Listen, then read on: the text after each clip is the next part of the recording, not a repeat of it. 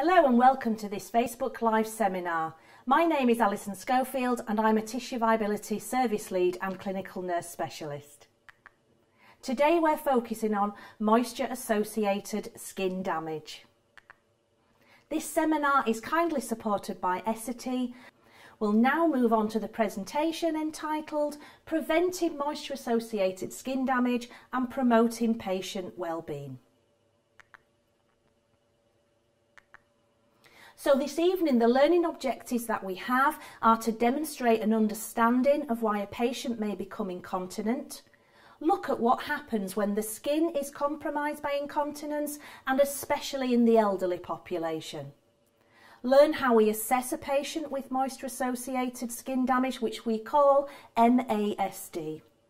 And is it a pressure ulcer or is it a moisture lesion? A question in practice we often get asked. Understand why we should use evidence-based practice in the treatment and prevention of MASD.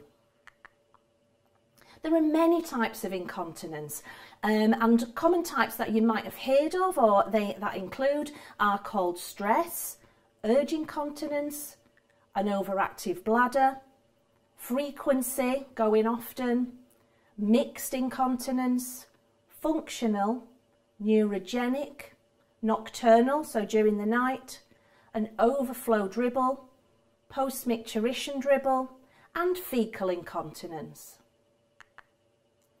So on your screen now you can see two diagrams of the male and female anatomy and physiology of the muscles of the urinary system. Now I'm not going to go through all the names of the muscle groups there, but you can see the differences between the male and the female structure, and that ultimately we have muscles obviously all through our body, and we have them in the urinary system. So this helps to control our bladder and bowel functions. And if things go wrong with this, then that's when we can end up with incontinence episodes and types of incontinence like the list that we've just discussed. So this diagram shows us two areas in the brain. We've got the cerebral cortex and the pontine micturition centre. And what the brain does, we know it sends signals through the nervous system throughout the body to do various daily functions. So in this function, it's sending nerve signals down the spinal cord and to the bladder. So we can see the bladder there, and the kidneys, and then leading down into the bladder. And so when everything's working correctly, our nervous system will keep hold of the urine in the bladder, and then it will give us a signal of when it's full and when it needs to be released. So any issues relating to nervous system problems, then incontinence can become a result of that. So we're going to talk about stress urinary incontinence, and this in practice is probably something that you will come across. You might even suffer from problems of this yourself. So stress urinary incontinence is defined as an involuntary leakage during effort or exertion. So if somebody's coughing or sneezing and then they might have a leakage, some ladies always say, and it affects females more than men, that if they go on a trampoline or something, for example, and then they get this sudden leakage of urine. So it occurs when the important support for the urinary tract and bladder is not functioning as it should. And it's the most common type of urinary incontinence, and as I said, more frequent in women, but it can occur in men as well, but it is quite rare. Also, urge urinary incontinence. So again, this is something that you probably will come across, and what this is the involuntary leakage of urine accompanied by or immediately preceded by urgency of micturition. So it's a sudden and compelling desire to urinate, and it just can't be stopped. So in urge incontinence, there is a destrusa instability. So that's the muscle surrounding the bladder. There's no control with it. It may be idiopathic or secondary to other neurological problems. So it might be that somebody's had a stroke, Parkinson's disease, multiple sclerosis, dementia, or spinal cord injury. So all these, we know that they're affected by the neurological nervous system problems. And sometimes it can also be caused by an irritation. So that might be an infection or bladder stones, for example. So we can see the diagram on the screen there, and we can see surrounding the bladder there the detrusor muscle. So we get the signals when we need to go to the toilet, the muscles control and hold and then release. So we've got an issue with that, and it's not functioning as it should. Now we know that falls can be a big risk factor associated with the symptoms of an overactive bladder than those with stress incontinence. So you'll see in your patients who, you know, they have that urge incontinence, they need to go. So what do? They walk quickly, they're trying to get to the toilet or possibly a commode, and then they can fall as a result of that. So when we're doing a continence management plan, we have to remember that it's a risk factor of falls, so we must put a falls management plan into place as well. It might be that we need to get particular aids or adaptations and things to help people to access and put like a toileting management program into place too. So what are the causes of urge incontinence? So we have irritants in drinks that we can have. So caffeine is well known for that. So coffee, too much tea, alcohol, of course. So we want to be telling our patients that obviously it's important to drink, but certain irritants, if they kind of just have a balance with that, with coffee and things, and not to be drinking them before bedtime, because then they'll be wanting to get up and go during the night, and then that falls risk again is much higher there. There might be an obstruction in the bladder, so people may need investigations for this. It may be that there's a tumour, for example, there, so they might have to undergo some type of treatment or surgery. Medication now, and if you can think of a type of medication, water tablets, furosemide. So we're trying that what they're doing is getting rid of the fluid from the body, and one of the ways that we get rid of fluid from the body is through urination. So that can make people want to go to the toilet more. Constipation. Now, constipation is obviously related to the faeces, but then this, when we have a blockage, they can put pressure onto the bladder and make people want to go to urinate more often.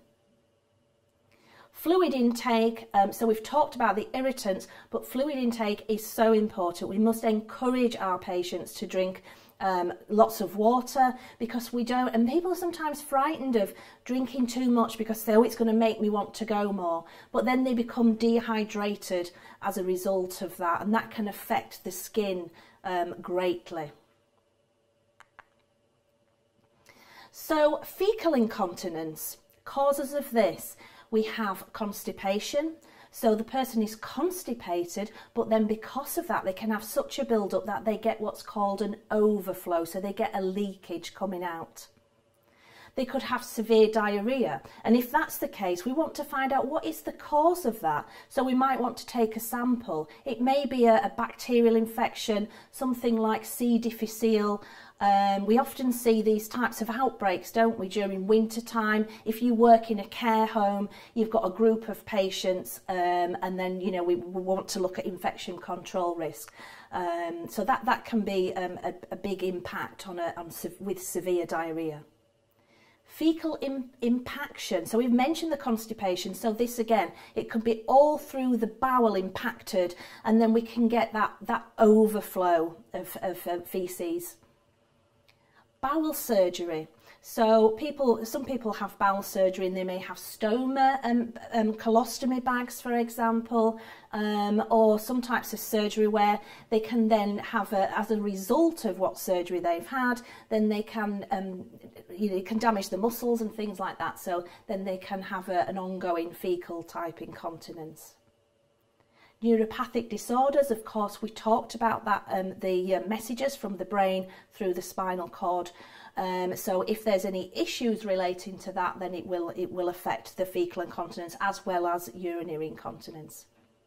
particular existing conditions. So there's bowel conditions, irritable bowel syndrome, Crohn's disease.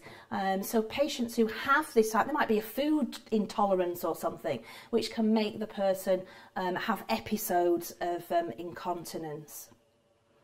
The weakness in the pelvic floor, so can affect the urinary and faecal incontinence. So we need to be looking at types of pelvic floor exercises. You can work with your continence teams on this. Physiotherapists do great work around pelvic floor, and it's so easy for people to do, and it really does work. There may be anal sphincter damage caused by people giving birth, so during childbirth that can become an issue. So we know as we get older, lots of things change and are affected, our skin changes, but for the bladder and incontinence, some of the common contributory factors include the muscles get weaker. For ladies, we can have a lack of estrogen in our later life, and we're going through the menopause around the kind of like 50 plus mark. Younger for some people as well. Medication, because we tend to have an increase of comorbidity, so we might be taking more medication. Mentioned before about the diuretics, so some kind of heart condition. Low blood pressure as well. Sensory nerve pathway wear down, so we've not got that control. Difficulties controlling voiding, so you can put management plans in place for that. So then people have toileting regimes, so then they're in more of a routine. Decreased bladder capacity, so it just won't hold as much, and then those irritants get to work. Nocturia, so that's in the night, getting up and down in the night. And I know gentlemen sometimes suffer with this when they've got prostate problems. Constipation and functional incontinence, so that is relating to mobility. So if mobility is affected, can the person actually get to the toilet in time? We want to always encourage toileting, of course, not just go to products, but obviously we know that when we use them and they have a place. So it's all about doing a good, proper, holistic continence assessment. And do we need those aids, toilet seats, commodes, etc., or for the gentlemen as well, it can be the devices that they can like urinate into, for example. And the toileting habits I've already mentioned. So this diagram that you can see is an overview of the skin. Now the skin is the largest organ of the human body, which is amazing. It's a good quiz fact, is that. And it covers an area of 1.5 to 2 meters squared. So if you laid all our skin out, it'd look quite a good size on the floor there. So 33% of it is made up of water, and this is stored in the skin. That's what keeps our skin healthy and supple. So healthy skin function is essential for overall physical health. So we've got the 7 layers there of the skin. So this includes our top layer, which is the dermis. Underneath the dermis, we have the top layer of the epidermis. Underneath the epidermis is the dermis layer, where we have the sweat glands, sebaceous glands, hair follicles. And then underneath there we have the subcutaneous layer. So we've got fatty tissue, and then underneath that we have our muscle and then our bone structure. So it's quite a complex and such an important organ within our body. So the main functions of the skin are that it is a protection, so it acts as a barrier to external contaminants. So all the bugs and bacteria that are around in the world, it stops them getting to our internal bodily systems. It helps us regulate temperature, so we sweat when we're too hot, and when we're cold, we get the goose pimples, don't we? And our blood vessels then retract to protect the organs in the body. People who have vascular compromised diseases, for example, you can see it in their feet and their legs where they kind of turn that purpley blue. So the skin tells us a lot about what's going on in our inner systems. It synthesises vitamin D, so we get that from the sun. And for us to absorb the vitamin D, we must also have vitamin C, so in the form of calcium and green vegetables, things like that. So our diet is really important to get the vitamin D into our system. And vitamin D is a hormone, and if people are deficient in that, then it can have lots of effects on the body. Now we get that through the summer months, so and we just need 10 minutes a day, because of course our skin can get sunburnt, so we have to be really careful that we're looking after it as well. Our skin reacts to sensation, so if we're too hot or too cold. So for example, if we touch something hot, say like we're on the cooker top or something like that, we will retract because we can feel the heat there. Frostbite, for example, people who are in those extreme cold conditions, and then the skin can start to die and it becomes necrotic. We can feel pressure, unless obviously you have a neurological condition where your sensation is affected. So any pressure to the skin, or if we're thinking about like pressure ulcers, so surfaces that people are sat on, if they're on a firm surface or a bed, they will start to feel that, and obviously then that is affecting the skin and the underlying tissue structure.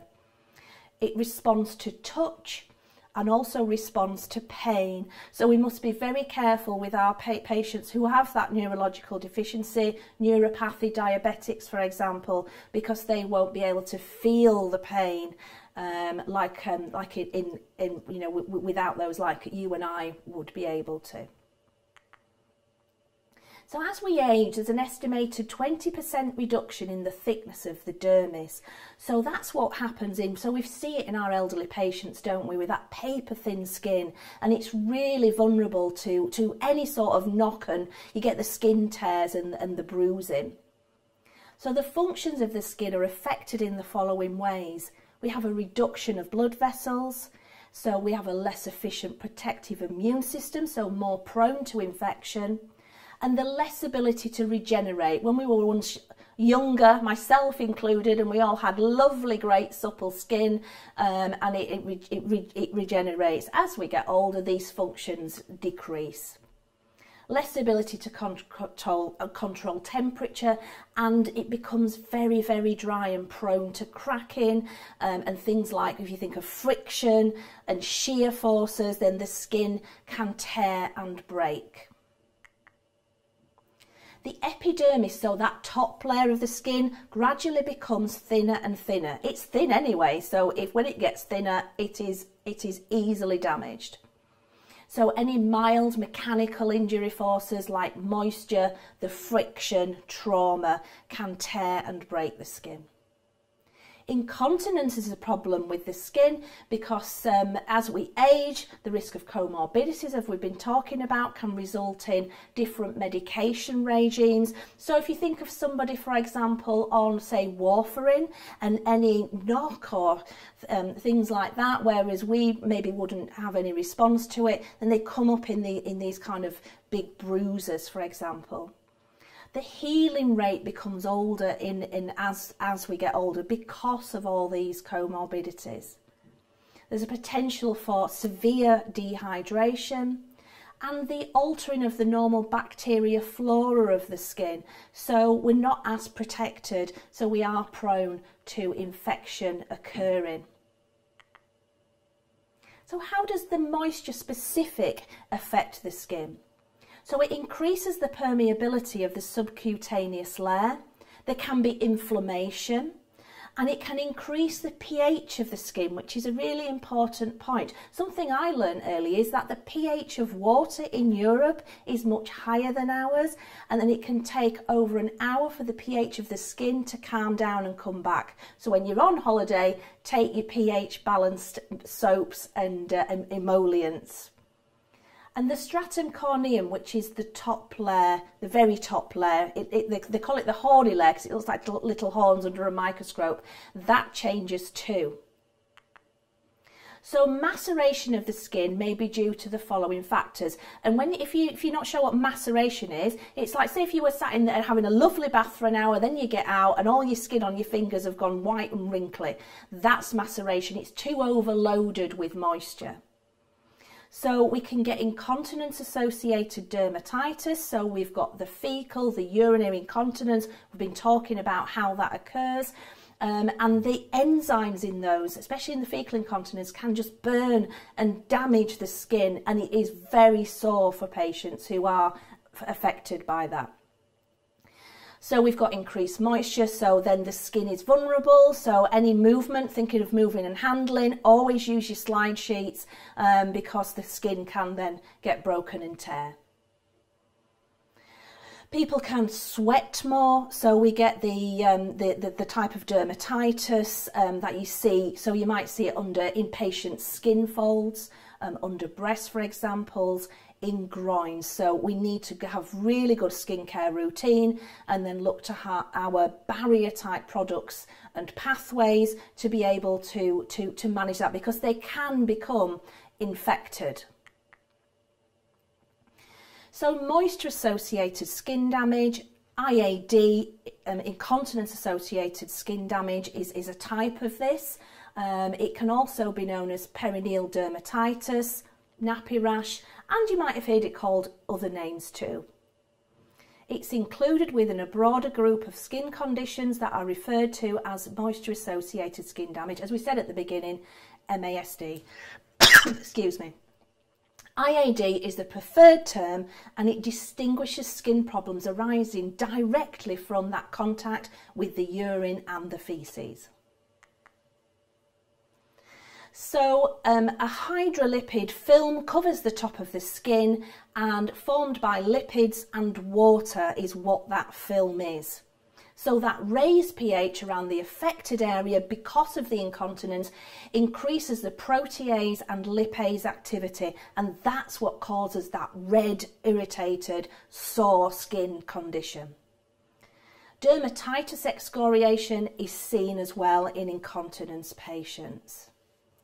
Episodes of the incontinence combined with bacteria and enzymatic activity then leads to that skin to break down. It's just so vulnerable. Consideration should be given to the use of urinary and fecal collection type systems to protect the skin integrity, and we'll talk about those shortly.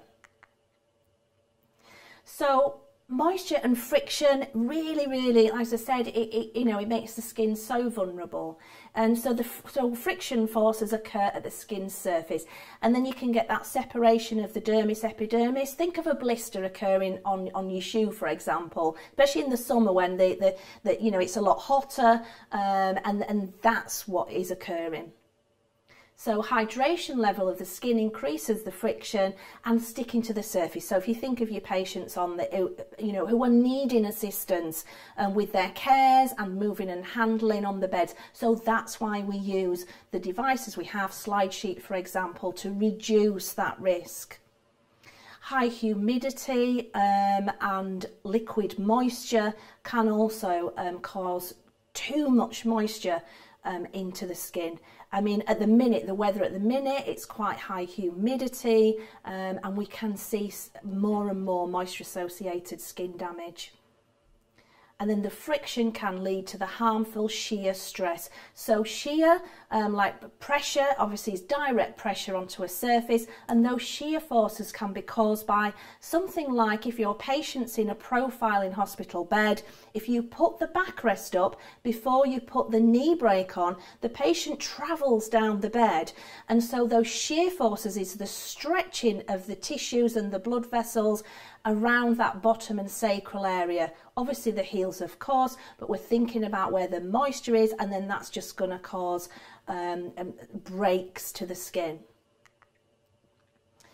So we're talking about moisture and we're talking about pressure. I mean, it's one of those questions, isn't it, that we always get in practice. And I'm, as a tissue viability nurse, I triage often pressure ulcers. One of the things our nurses come along and say, can you look at this photograph? Is it moisture? Is it pressure? Now, first of all, there's got to be moisture present, and pressure ulcers tend to occur. We're going to go through a list of the differences in appearance, but they will tend to often occur on a bony prominence.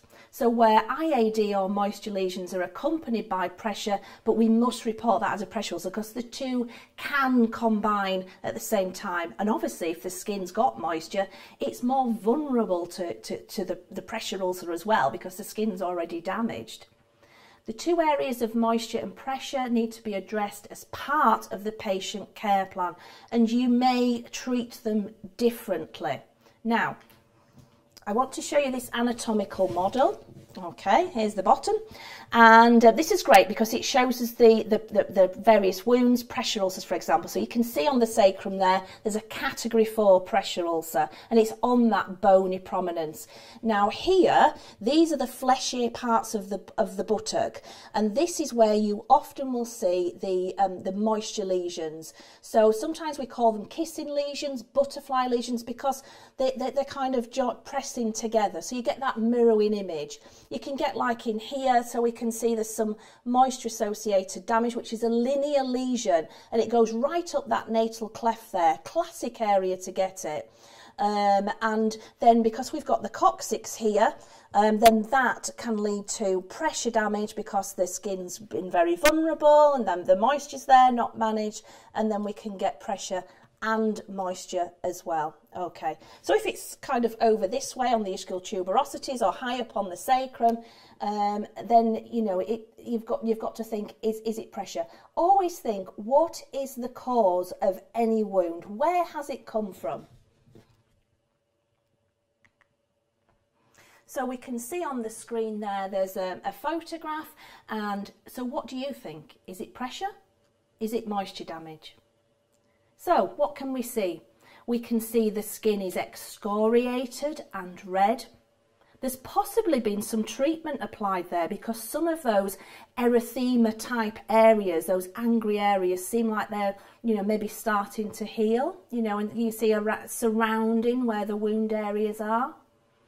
Now, these lesions are flat, they are linear, they're not a circular type appearance, there's no slough, no necrosis.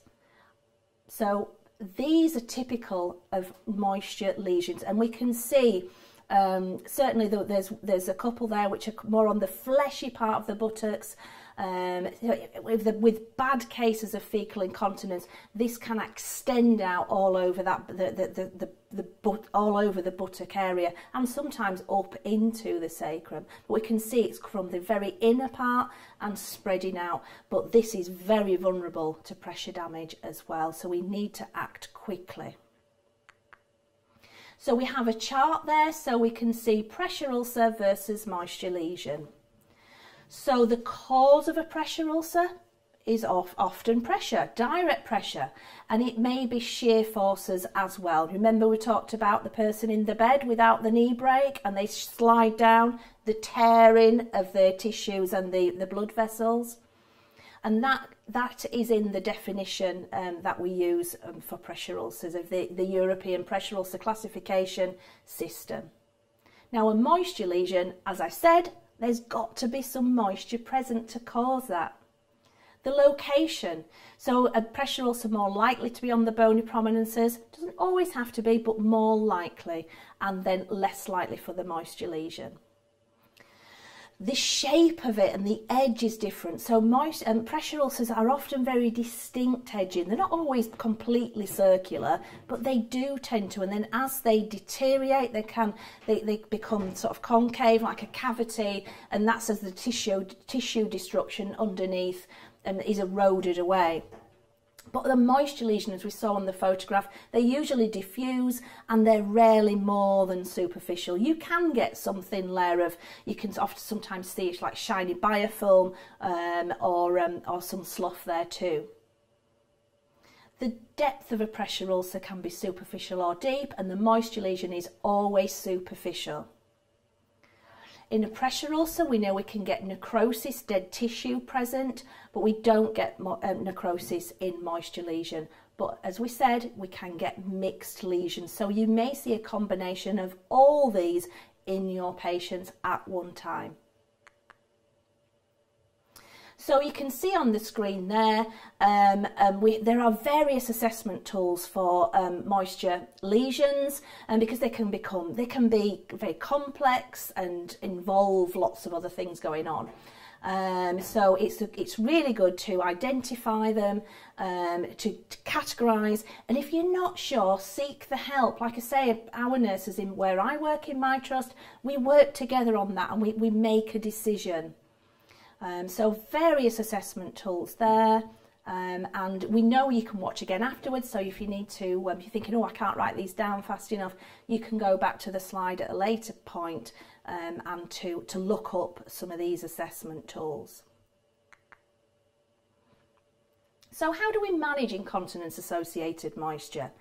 So patients with incontinence, they have to undergo that full holistic nursing assessment. Everything that we do has to have a full holistic nursing assessment. So this should include questions regarding the bladder and the bowel function habit. Incontinence is not an inevitable consequence of older age, but it can be, as we've seen, and should be treated whenever possible. We need to manage it better. The skin it has to be kept clean, dry and hydrated. We've seen what damage it can cause if the feces or the urine is just left there on the skin. Patients should be encouraged to drink a lot. I talked before about the irritants and the but drinking water to keep it hydrated. So no matter where on the body, the skin and around that buttock area as well is no different. We need to keep the skin in a good state. It reduces constipation as well, and it makes the concentration of the urine better. You will see that often with where you'll see urine that's very dark and it has a smell to it, and people can then become more prone to infections, kidney infections and kidney damage. So when conducting incontinence assessments, refer to the guidelines. So there are NICE guidelines, National Institute for Clinical Excellence. You can Google those and look them up tonight. And of course, our local policies that we work with in our own service areas. So all individuals should have their skin assessed as part of holistic assessment. Now, we know we have to do this because we're always checking for the pressure ulcers. So depending on where your patients are, so if they're in your own home, or they might be not in your own home, in their own home, or in a residential care setting, or it might be that you work on an acute ward, and so you will have care pathways for the amount of skin assessments you will do, and along with pressure ulcer risk assessments, you can see patients who are more vulnerable and would need that more often than somebody who's, say, up and mobile and independent, for example. So the normal bacterial flora of the skin is altered with incontinence, and so that allows the colonisation of more pathogenic species. So we've got to clean and to get rid of that.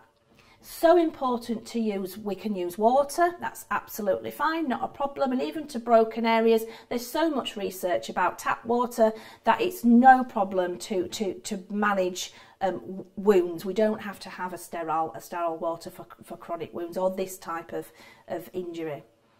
And we need to be using the pH balanced products, because if that pH rises, then the skin changes and it can become more prone to damage. So there's products that you can buy out in the supermarkets, and just look at the even for yourself, and just look at the labels on that. We can use emollient substitutes, for example, as soap. But follow your trust policies and pathways. If somebody is incontinent, then you may have a flow chart of barrier products, so you'll have a first line and then you kind of build up, but they are excellent at protecting the skin. There are on the market now as well some pre-moistened washcloths, and they're impregnated with dimethicone, and which protects the skin, and they're quite widely used, and they are available to get. So the best practice for patients with incontinence and moisture lesions is that we should reassess regularly, because it can change, of course, depends on the patient's condition. So any changes to incontinence, so their pattern changes, the cleansing regimes, continence aids, we need to look at that specific care plan, individualised. Because if it's not right, it can contribute to the development of skin breakdown. We need to give advice on assessment and appropriate products to aid the management, and so I'm pretty sure most places have some element of a continence advisor or continence teams, and obviously there's some of the companies like Essity who they have clinical advisors who would be able to support you. A nutritional assessment should be included in the holistic assessment for at-risk patients. As we know, with any wound type healing, nutrition helps with that. And if patients are incontinent, if they have fecal incontinence or they're constipated, nutrition can help with all these aspects. So frequent skin inspections to identify early signs of skin damage. As with anything, preventative measures are better. So let's get onto them and stop them becoming like the photograph that we've just seen. So management of functional incontinence focuses on having strategies in place so to reduce the likelihood of incontinence occurring. So they could be things like changing the environment. We mentioned about commodes and things. So just to make that toilet access much easier. It might be something as simple as putting clear toilet signage in place. You know, if you have patients who have capacity issues, dementia, it might be that they just don't recognise and you know, we have to have correct symbols and signage in place just to help and aid with that. Aids and equipment, so the raised toilet seats, for example, the urinal bottles that gentlemen can use, there's bed pans, there's lots and lots of things, and I'm sure within your stores they have specific stock. So get familiar with what's available or what's in the market for your residential and nursing homes. Wearing the right clothing, I mean, you know, that's a big thing, isn't it? If you think of even like with children, and children who are like learning to go to the toilet, if they've got something that's hard to remove, then they often have an accident, don't they? So it's the same with patients, people who might have dexterity problems like arthritic hands, for example. So difficult buttons, or you know, so it needs to be something that they're not going to fall by, you know, taking the pants down or the skirts up or whatever like that. It's got to be something really, really easy for them to manage. And we always want to try and retain the independence for the patients as well. That's really important for them. There are other management devices like sheaths, for example. So it's not a catheter, and then it's attached to a bag, and then the patient can be assured that they're not going to get any leakage. There are things for fecal incontinence as well, but I'd say these are kind of specialist areas, so do speak to your local advisors. So the most common type of fecal incontinence is because of constipation, because we get that overflow. So treatments for constipation include the adjusting of constipating medication, whatever that may be. There are various ones out there. Diet is so important, and so if we increase fibre, then that gets the motility of the bowel moving much better. Fluid, the right fluid, we need to have a good intake of that. We need to add water to the faeces in the bowel, and then we get a better motion from that.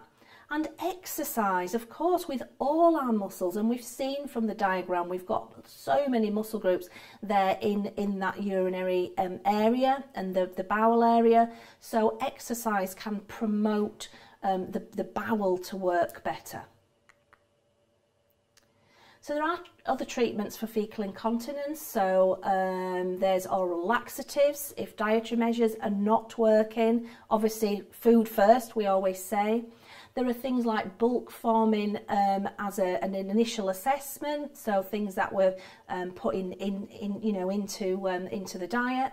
Osmotic laxatives if the stools just remain to be too hard, so that's adding water into the stool.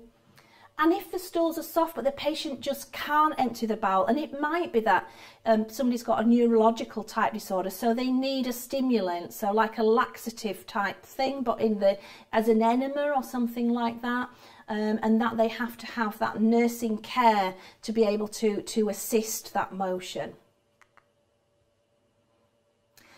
So products are available for people who are incontinent. As I said, we always look at a toileting regime, but we have really good containment products, and some people have to have this. So we consider it to be a really good option, and a continence product assessment should take place if they are to have this. So the assessment should take into account the gender, because there are types of pad that are better for males as opposed to the ones for the female.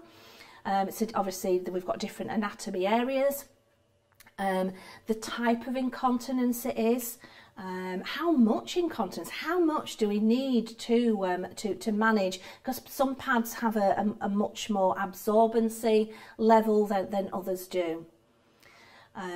What has the patient got capacity issues? Have they got dementia? How are they going to manage with that? Are they relying on carers to be able to change them? You know, for example, we've got the pull-up pants, haven't we? So that might be easier for that person to use rather than using a different type of pad with fastenings, for example.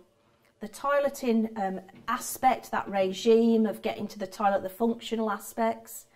And I just mentioned about changing assistance. Do people need that support and help with it? You can overbalance quite easy when you're trying to do these things if you're of an old, obviously some people with certain conditions, and it might be in older age, the balance is reduced. We need to look at sensitivity of the skin. Is there any products or containment pads that somebody may have a reaction to? And are they using a pad at the moment? Is it absorbent enough? Are they having any leaking? So that's why reassessments are really important. And what is the hip and waist measurement? We want to get the right size. I mean, can you imagine having to wear something that is so uncomfortable because it doesn't fit properly? So like you would for any type of clothing or anything, underwear, we need to ensure that it's fitting properly. And what type of product is in use? Have we got something there that's effective or not effective, and do we need to then re-look at something else? So we just want to look at a piece of clinical evidence, and this was done by Harries et al. In 2016. So the title of this document was Non-Rinse Skin Cleansers and the Way Forward in Preventing Incontinence-Related Moisture Lesions. So it's looking at those skin products, of actually cleaning the skin for people who have faecal or urinary incontinence. So this was done at university hospitals in Birmingham, and the aim was to identify that in the current climate of austerity and efficiency savings, use of a non-rinse cleanser is being randomly rationed. So, they were cutting back basically to save money. And so it's like, so what is the best option here? Where are we going to go? So the objective was to determine if introducing the smaller tubs of the non-rinse cleanser as opposed to the big tubs, and then we've got infection control issues, we've got wastage, and with targeted education to the clinicians as well, would that improve the usage and ultimately improve the skin of the incontinent patients? So they looked at 5 clinical areas in the hospital, and they randomised them into 2 groups. So group 1 had 3 clinical areas that were targeted, and then they gave group 1 the education and the smaller skin cleanser. So they got everything.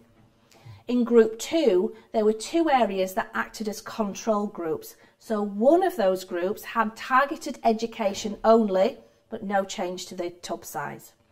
And then the final group had no education and no new size tubs, so they just stayed as they were.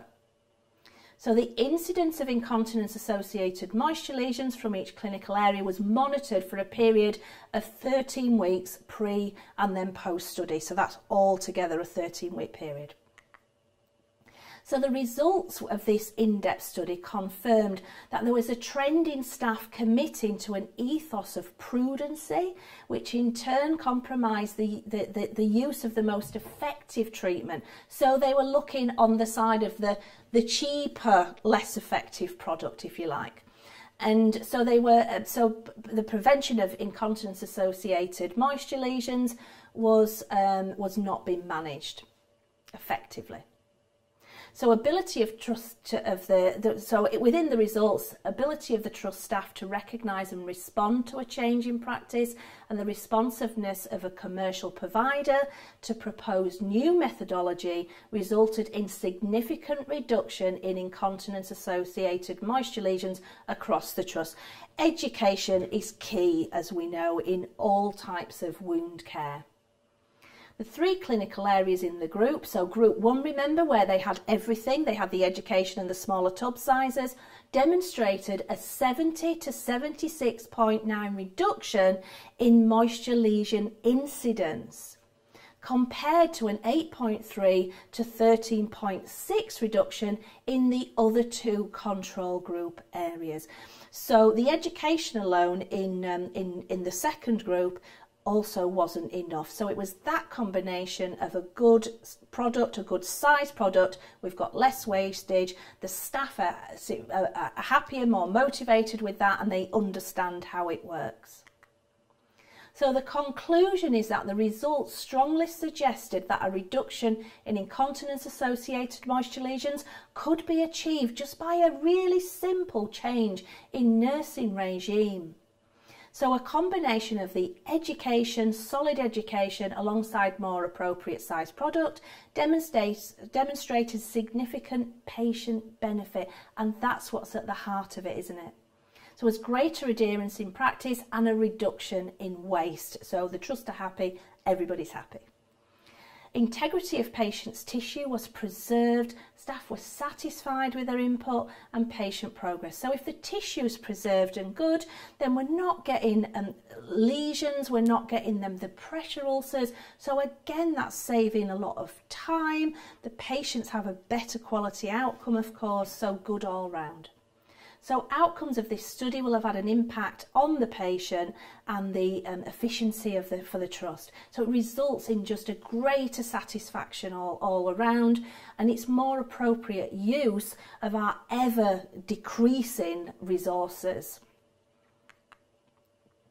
So there are different options that you can use for the skin care, and again, you know, we follow our local pathways.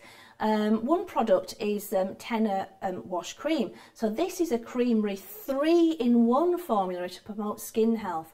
So what this does is it gently cares for and it protects the vulnerable skin, especially of those elderly patients where the skin member is thinner and it gets drier, and then or can be more prone to the moisture because of incontinence.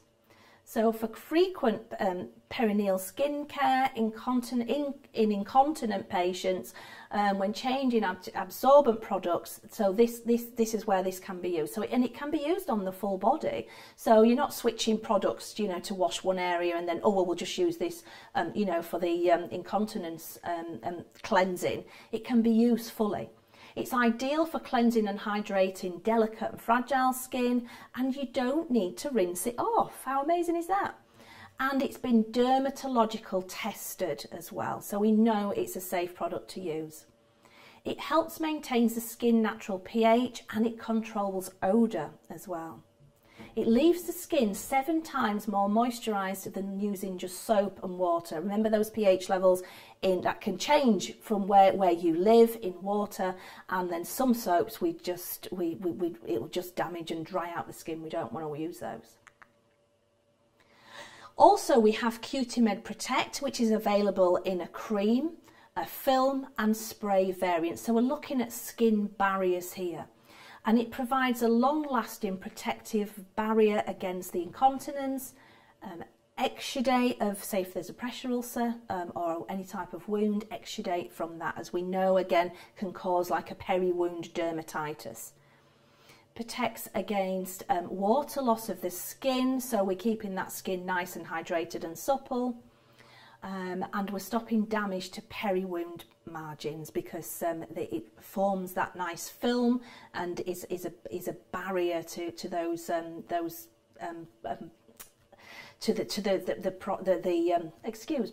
the moisture that's leaking from, in whichever form that is. Cutimed Protect Spray and Foam Applicator offer effective support in re-establishing and regenerating the skin's barrier function and providing a protective barrier for up to 96 hours. That's quite a long period of time for a barrier product. Cutimed Protect Cream protects dry, chaffed, red or irritated skin as well, because it provides that moisturising effect and the long-lasting barrier. So we've talked about some good products that are available there to use. Now, also in the treatment options, we know we have continence pad products. So with TENA pads, we have various types here. So first of all, we've got the skincare regime. So we've got the wash, protect, and then we want to contain it with the pad selection that we have. So we've got, you can see on the screen there, we've got the skincare, we've got the TENA Flex, which is fairly new. We've got a really new and improved product range that was launched. It's going to be launched in August this year. We're not there yet, are we? We've got the pull-up pants, TENA Slip Pro, TENA Slip and Comfort. So a real variety of products. So whatever type of incontinence or how much that we need to manage for the patients, there's something there to fit all. Now the TENA Feel Dry Advanced Pads, this helps manage the skin wetness by reducing the moisture level. So this is how the pad works. Okay, so the moisture is wicked away into the pad, it's then spread, so it's evenly spread throughout. And then there's the core layer, so it locks in that moisture there. So this applies to all the incontinence containment products, all the pads, and it's so we get the fast acquisition into the product, so it works really quickly, and it just locks it all in, and it allows the skin then to remain at optimum moisture levels.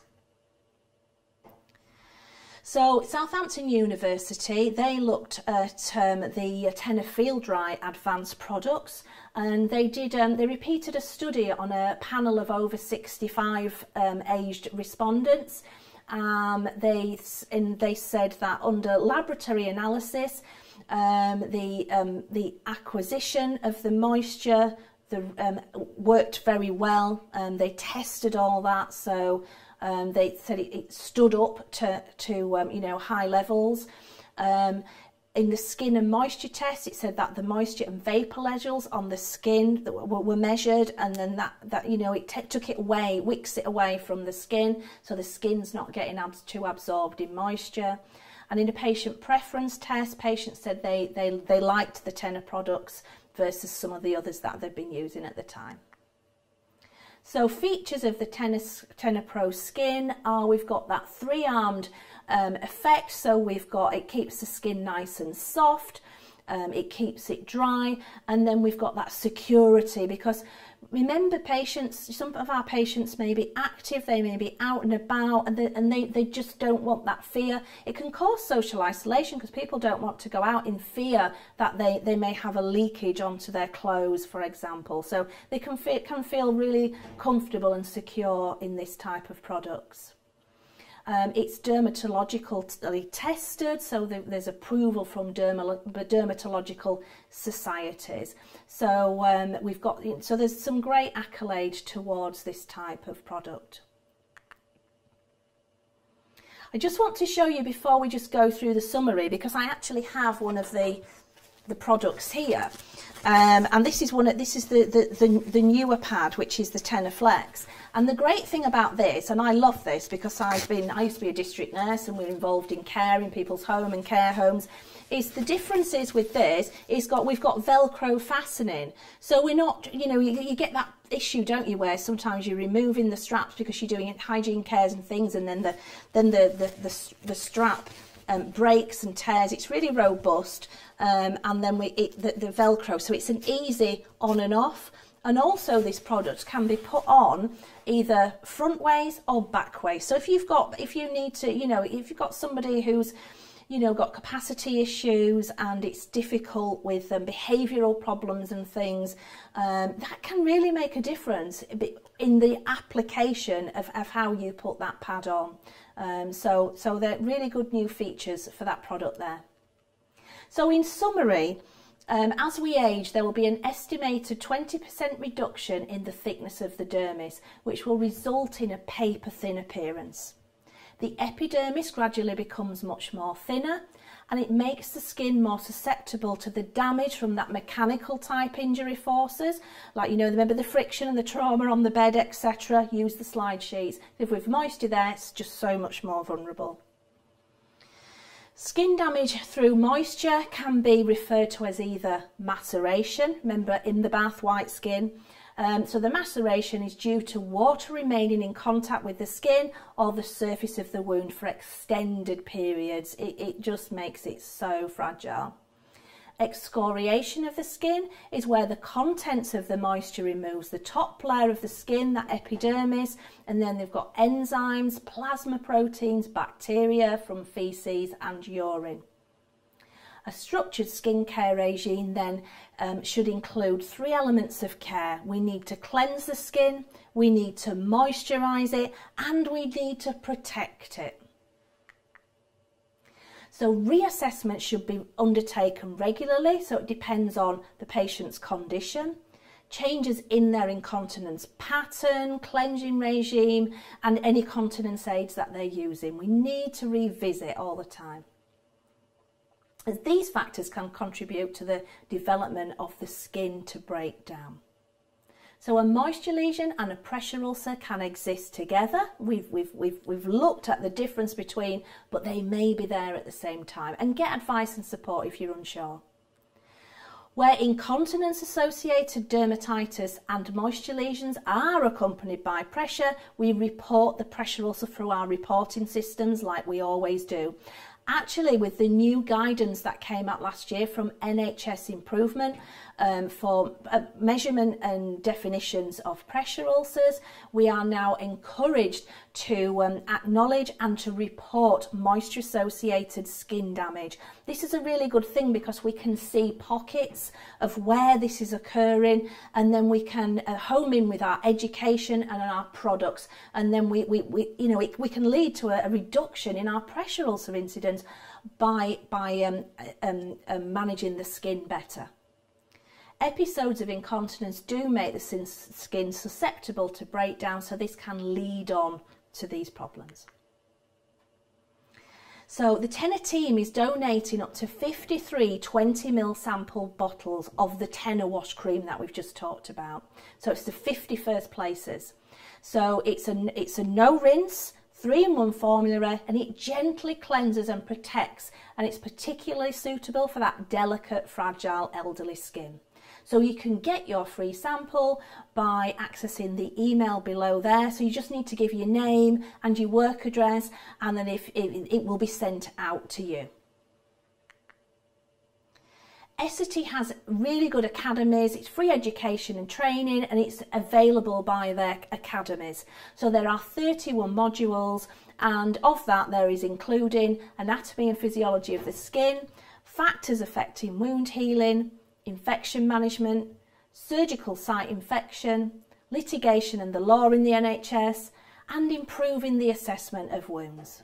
So this question comes from Brenda Hughes. Good evening, Brenda. What pH are moisture lesions? Well, when we talk about pH, it's the pH of the skin. Okay. We don't measure the pH of a moisture lesion because what has happened there is the skin may have changed itself in pH because it's become and then it gets damaged. So a moisture lesion, we don't measure the pH of that. It's just a break in skin integrity. The normal level of pH of the skin is kind of, we always say, around about 5.5, and if it increases then it's more prone to breaking, and then that's when we might see the moisture lesion occurring. Thank you. Question number 2, so Daphne Ribbons. Hi Daphne, what would you advise to protect a grade 3 pressure ulcer? Category, because we're calling them categories now as with the new definitions, category 3 pressure ulcer. So we obviously want to look at our pressure ulcer prevention, support surfaces, mattress, cushion, what's pertinent to that patient. Depends if are they bed bound, are they sat in a chair for 12 hours, for example. We want to put in a repositioning regime. A good thing to do is the NHSI education and core curriculum framework, and you can Google it, and it's based on asking. So we've got assessment, skin assessment, the surface, keep moving, incontinence, and giving advice. And if you follow all those principles, then for prevention and management of pressure ulcers. If you're talking about from a wound care point of view, now remember that wound products don't heal a pressure ulcer, they manage the wound to be in the best condition it can be, so we get that optimum wound care environment. So speak to your specialists in your area and follow your local formularies, but get the pressure away, because that's the cause of it, and we don't want it to deteriorate into that category 4. Sam Jane Smith. Hi Sam, can MASD, IAD have slough present on the wound bed? There can be slough present, yeah. As we said, they're superficial. We don't have necroses, but we can have that sometimes thin layer of slough or that shiny biofilm. The skin's breached. We've got that, that top layer of that epidermis that has gone. So yes, we can see that there. And then to manage that, we need to look at products that we use in that skin cleansing, for example, mechanical debridement if we're thinking about with wounds. So as we're cleansing and cleaning the skin, it will help to get rid of that. And then the products that we have. If you put a dressing on a moisture lesion, what do we do? Moist wound healing. So the principles of that would make it wetter. So we don't want to do that. So Sarah says, hi, can barrier creams be put onto broken skin? There are particular barrier creams that can, yes. So you need to look at the products that are on your local formulary and what you're using. And so that there are more and more now that are designed for when, in my trust, for example, we have like a pathway for barrier products. So we'll start with something quite basic, and then we've got something at the top end of the scale, which is if we've got really bad moisture lesions and incontinence associated dermatitis, for example. So yes, they can be. And our final question of the evening is from Jackie Sheldon. Hi Jackie, should we use soap on the skin? Well, if you have a very good pH balanced soap, and I don't want to mention particular products, in my house we use Dove. So there you are. So some are pH balanced. We can use, so our emollients that we use, so if we obviously, it's really good, especially for the elderly with that dry, thin skin, we put emollients on. We can use that as a soap substitute, and it works really, really well. So, not just your general bog standard soap. And if you work in a hospital and patients are bringing products in to use, which sometimes they do, then we need to advise and support on that as well, because we don't want to end up with too many problems. I'd like to thank you so much for tuning in and listening, and just have a great evening.